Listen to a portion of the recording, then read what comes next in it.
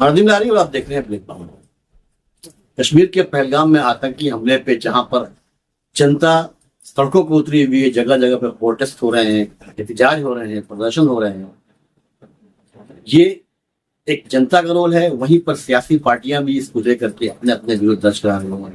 राष्ट्रवादी Congress party शरद चंद्र पवार के मुंब्रा कलवा विधानसभा MLA doctor Jindal award से हमने इस सिलसिले में बात किया। इस कश्मीर में पहलगाम में आतंक को लेकर के, टेरर अटैक को लेकर के क्या कुछ कहा उन्होंने हमसे बातचीत में, इस आतंकी हमले के बारे में पेश है आपके सामने वीडियो। ऐसे तमाम अपडेट्स के लिए हमारा चैनल सब्सक्राइब करें, वीडियो को लाइक और शेयर करें। पहली चीज है कि इसकी निंदा करो इतनी कम है, क्योंकि 1990 से जो कश्मीर की हालत खराब होती गई, लोगों का जीना मुश्किल हो गया। वो जो गोल्डन एरा था जब दुनिया भर से लोग कश्मीर में आते थे, वो पूरा बंद हो चुका था। पिछले 2-3 सालों से लोगों का आना जाना कश्मीर में बढ़ गया था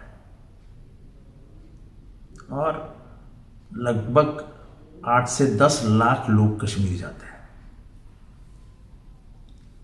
अब जिस तरीके का मिलिट्री इंतजाम वहां होता था पहले, जो आर्मी लगाई जाती थी, वो अब जब लोग वहां से बात कर रहे हैं, बोल रहे हैं, लोगों का जो गुस्सा दिखाई दे रहा है, हर एक आदमी ये बोल रहा है कि एक भी मिलिट्री का आदमी वहां पे मौजूद नहीं था जब यह हादसा हुआ। तो हमने क्या कश्मीर के इलाकों को बंबई समझ रखा है क्या, कि घूमो रात को चौपाटी पे, 2 पुलिस कोने पे बैठी है, सब सुरक्षित है? ऐसा तो कश्मीर है नहीं। कश्मीर में आज 24 घंटा एक डर तो है, कभी भी कुछ भी हो सकता है। तो इसको मद्देनजर रखते हुए मिलिट्री क्यों नहीं थी, यह सवाल पूछा ही जाएगा। अब क्यों नहीं थी, इसका जवाब क्या मिल रहा है? तो जनरल बख्शी, जिनको मिलिट्री की बहुत मालूमात है, जो एक्सपर्ट जाने जाते हैं, एक्सपर्ट एनालिस्ट ऑन मिलिट्री, उन्होंने कहा अपनी मुलाकात में कि पिछले 4 सालों में 1,80,000 से मिलिट्री की संख्या कम हुई है। क्या जरूरत है? देश अगर असुरक्षित है, लोग अगर मारे जाएंगे, तो इससे अच्छा कि मिलिट्री बढ़ाओ। हम बोल रहे थे अग्निवीर नहीं चलेगा, आपने जानबूझ के अग्निवीर लाया। उसका क्या हो गया, नतीजा क्या हुआ? 26 लोग बिना वजह मारे गए। लेकिन सबसे बड़ा नुकसान कश्मीर का हुआ है। जो मरे उनके घर वाले आज आंसू बहा रहे हैं, लेकिन कश्मीरी पीछे आने वाले और कई सालों के लिए आंसू बह रहे हैं, बहाएंगे, क्योंकि रोजी रोटी का सवाल आ जाएगा। अगर फॉरेनर्स जाना आना बंद कर दिए, फॉरेनर्स पर्यटक आना जाना बंद कर दिए, तो क्या खाएंगे, क्या पिएंगे, पैसा कहाँ से आएगा, स्कूल्स कहाँ से जाएंगे? सब पेट पानी के लिए ही तो लड़ाई है। आज पहली बार मैं देख रहा हूं कि कश्मीर से आवाज उठ रही है कि जिन्होंने भी ये काम किया उनको जानवर की मौत आ जाए। ये ऐसी आवाज पहले कश्मीर से कभी नहीं आई थी। हर कश्मीरी रोते हुए दिखाई दे रहा है। ये क्यों हो रहा है? क्योंकि अच्छे दिन कश्मीर में आए थे। अब मिलिट्री क्यों नहीं थी, इसका जवाब पूछोगे तो लोग हमको बोलेंगे तुम गद्दार हो, तुम देशद्रोही हो, तुम आतंकी को साथ दे रहे हो। हम आतंकी को साथ नहीं दे रहे।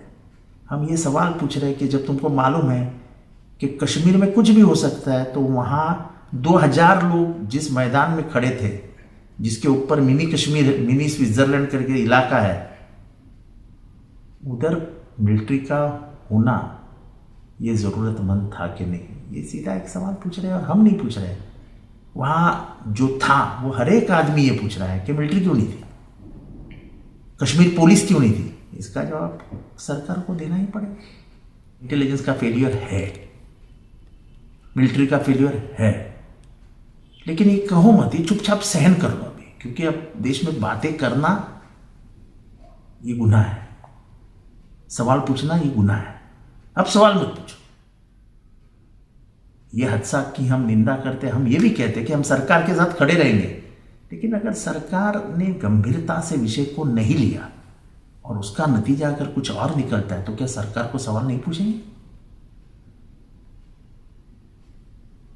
वो जो औरत डोंबिवली से चिल्ला रही है जिसके रिश्तेदार कश्मीर में मारे गए हैं, वो क्या सवाल पूछ रही है? वो तो यही तो पूछ रही है कि बाकी सब बाजू में रखो, पहले ये बताओ कि सुरक्षा व्यवस्था क्यों नहीं थी। हम नहीं पूछ रहे ना, उसके तो रिश्तेदार मारे गए हैं। उसने तो यहां तक कहा कि हमारे लोग मरे हैं, हमको मत सुनाओ कि किसने मारा, क्या मारा। वो वहां तक पहुंचे कैसे, इसका जवाब दो। इसका जवाब है सरकार के पास। कहीं ना कहीं इस पूरे हमले को भी जो है हिंदू मुस्लिम का रंग ये नहीं हो सकता है, भारत में ये नहीं हो सकता। देखो, ऐसा हिंदू ही सवाल पूछ रहे हैं कि सुरक्षा व्यवस्था कम क्यों थी। ये सरकार के जो चमचे हैं, उस पक्ष के जो चमचे हैं, वो करेंगे, उनको तो दूसरा काम ही नहीं है, वो तो यही करेंगे। लेकिन जनता ये जरूर पूछेंगे 4 दिन के बाद कि ठीक है, जो हुआ हुआ, मारे गए, उसके लिए हमें दर्द हो रहा है, लेकिन तुमने उनको बचाने के लिए क्या किया? खुला मैदान दे दिया, आओ भाई मार के चले जाओ। वहीं सिक्योरिटी रहती, 2 अगर राइफलधारी भी होते तो कोई घुसता नहीं था वहां पे। एक आदमी जो वहां का ड्राइवर था, टूरिस्ट गाइड था, उसने पकड़ा ना वो अतिरेकी को जाके, उसके हाथ में बंदूक थी, उसकी बंदूक खींचने का प्रयास किया ना उसने, आखिर में अतिरेकियों ने उसको भी गोली मार दी। तो ऐसा नहीं है, इसकी कीमत वो अतिरेकियों को चुकानी पड़ेगी, लेकिन 26 जान जाना ये हमारे लिए शोभा नहीं देता है। इस देश के सुरक्षा व्यवस्था के ऊपर पूरी दुनिया में सवाल निशान पैदा होगा।